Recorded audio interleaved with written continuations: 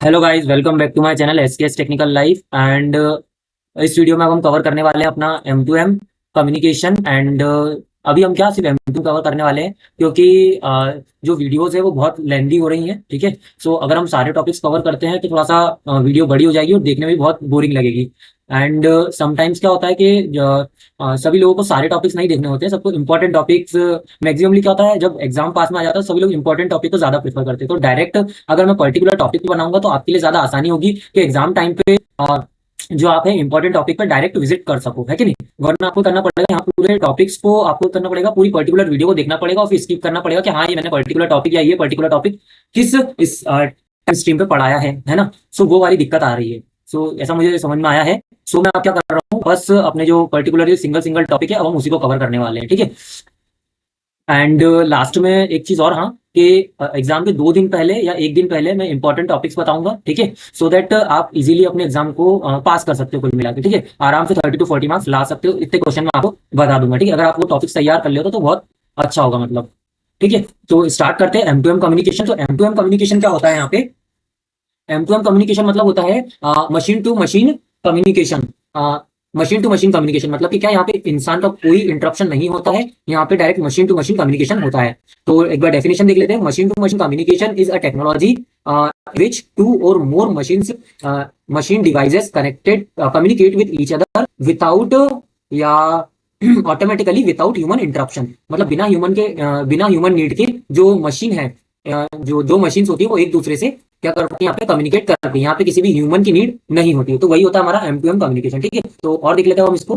This machine exchange the data through the wireless network और wired network, wireless network and internet. मतलब जो communication होता है, जो दो मशीन या दो डिवाइसेस के बीच में कम्युनिकेशन होता है, वो किसकी हेल्प से होता है? 3 चीजें होती है। मतलब या तो वो वायरलेस होता है, या वायर्ड होता है, या तो वायर्ड होता है, वायरलेस होता है, या और इंटरनेट तो रहता ही है। ठीक है, तो ये 3 चीजें क्या होती है यहाँ पे कम्युनिकेशन में हेल्प करती है। ये 3 मतलब तरीके होते हैं कम्युनिकेट करने के दो डिवाइस को एक दूसरे से। देन उसके बाद the main goal of the M2M is, तो जो मेन गोल है वो क्या है?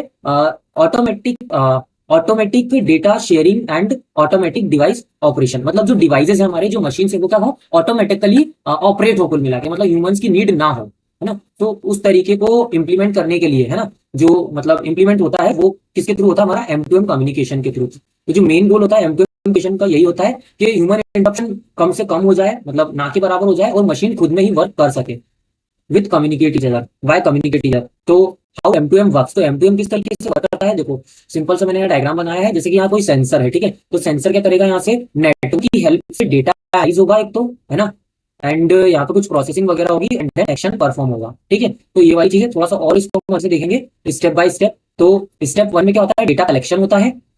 ठीक है, डेटा कलेक्शन क्या होता है? मतलब जो हमारे यहाँ सेंसर है वो क्या करते हैं? डेटा कलेक्ट करते हैं। मशीन और the sensor collected the data and then उसके बाद क्या होता है? स्टेप 2 में डेटा ट्रांसमिशन होता है। ठीक है, तो जो कलेक्टेड डेटा है वो क्या होता है? सेंड होता है थ्रू द नेटवर्क। नेटवर्क की हेल्प से जो डेटा है वो ट्रांसफर होता है या सेंड होता है। नेटवर्क जैसे कि हमारा वाईफाई हो गया, ब्लूटूथ हो गया, इथरनेट हो गया, और ये सब। ठीक है, देन उसके बाद क्या होता है? हमारा यहाँ पे डेटा प्रोसेसिंग होता है। ठीक है, जो एनालाइज वाली चीज थी ना, वही वाली डेटा प्रोसेसिंग। मतलब कि क्या यहाँ पे सर्वर और एप्लीकेशन प्रोसेस दी रिसीवर्स डेटा। ठीक है, मतलब जो हमारा सर्वर और जो एप्लीकेशन होती है वो क्या करती है? प्रोसेस करती है डेटा को, जो भी हमारे पास क्या आता है जो सेंसर के थ्रू या उधर से आता है उनको करती है यहाँ पे डेटा प्रोसेसिंग, प्रोसेस करता है। Then automatically action in the sense what, जो हमारा सिस्टम है वो ऑटोमेटिकली क्या करता है? यहाँ पे परफॉर्म करता है रिक्वायर्ड एक्शन, जो भी एक्शन उनको परफॉर्म करना होता है उसको करता है, ऑटोमेटिकली परफॉर्म करता है विदाउट ह्यूमन इंटरप्शन।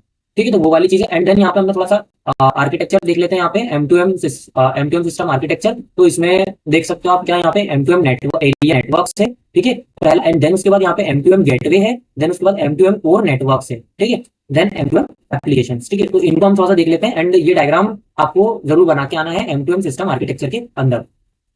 M2M भी अगर आपको पूछते हैं तो आपको ये कंप्लीट बनाना है। ठीक है, तो कंपोनेंट्स ऑफ M2M आर्किटेक्चर, तो M2M आर्किटेक्चर के कंपोनेंट्स क्या क्या होते हैं और किस तरीके से वर्क करते हैं तो वो देख लेते हैं। तो M2M डिवाइसेज एरिया नेटवर्क। ठीक है, तो M2M डिवाइसेज और एरिया नेटवर्क जो हमारा ये जो पहला वाला है, ठीक है ना, एरिया नेटवर्क। तो इसमें क्या होता है? देयर आर मशीन्स और the smart devices that communicate with each other. तो ये डिवाइसेज क्या करते हैं? कम्युनिकेट करते हैं with each other with the help of network, है ना।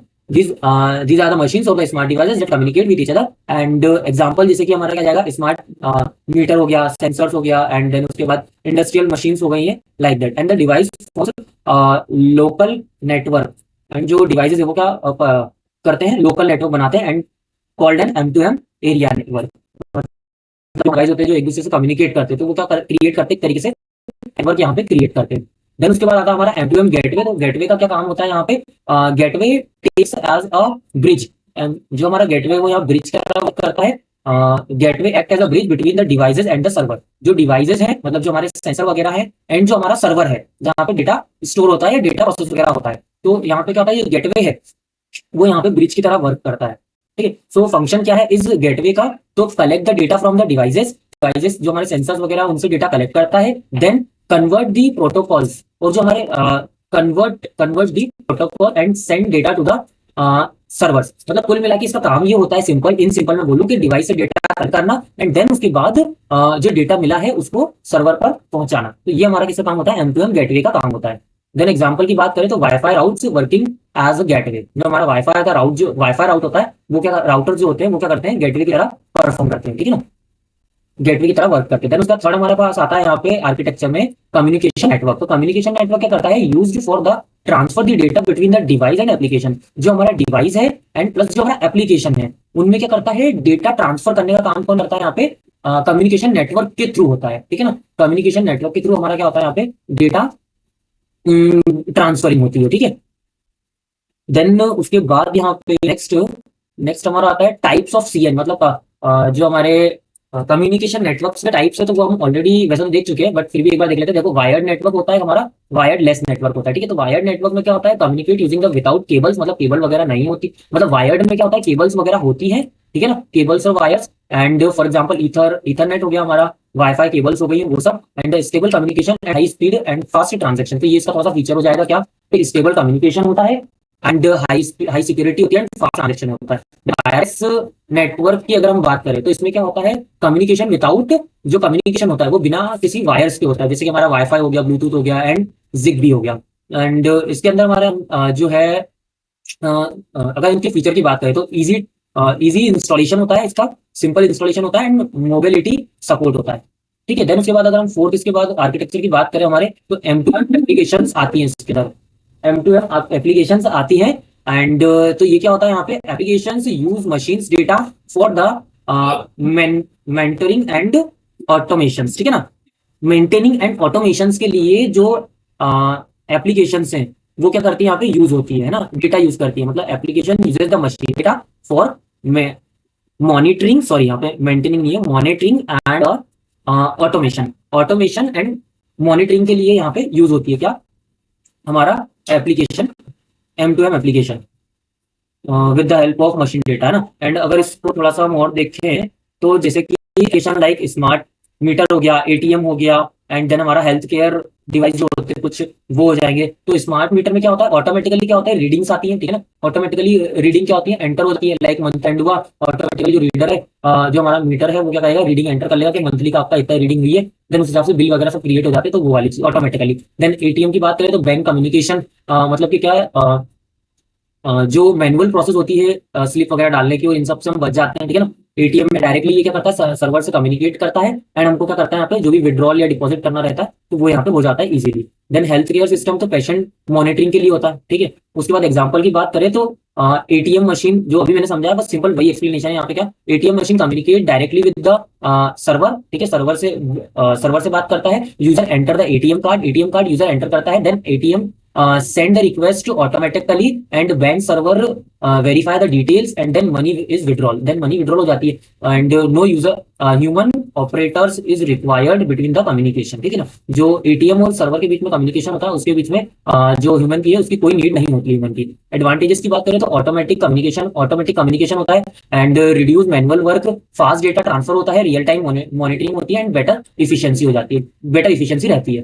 देन उसके बाद डिसएडवांटेज की बात करें तो थोड़ा सा सिक्योरिटी इशू रहता है इसके अंदर एंड एक्सपेंसिव सेटअप होता है, मतलब जो इसका सेटअप होता है मशीन टू मशीन कम्युनिकेशन में, ये थोड़ा महंगा होता है, प्लस सिक्योरिटी इश्यूज होते हैं, मतलब जो अगर अपने डेटा दे दिया लीक होने के चांसेस और समथिंग लाइक दैट कुछ प्रॉब्लम्स होती है, ठीक है। तो आप इसको अपने तरीके से एक्सप्लेन कर सकते हो। नेटवर्क डिपेंडेंसी होती है, बिना नेटवर्क के ये वर्क नहीं करता है, ठीक है। मतलब जो M2M कम्युनिकेशन होता है, मशीन टू मशीन कम्युनिकेशन, वो बिना किसी नेटवर्क के वर्क नहीं करेगा, या तो वायर्ड होना चाहिए या वायरलेस या इंटरनेट या कुछ ना कुछ, मतलब नेटवर्किंग डिपेंडेंसी होती है इसमें, ठीक है। तो ये वाली चीज होती है। तो ये हो गया हमारा पूरा क्या M2M हो गया। देन अब हम नेक्स्ट वीडियो में कवर करेंगे IoT वर्सेज M2M, ठीक है ना, मतलब IoT और M2M में क्या डिफरेंस है, ठीक है। तो ये हम नेक्स्ट वीडियो में कवर करेंगे। मिलते हैं नेक्स्ट वीडियो में।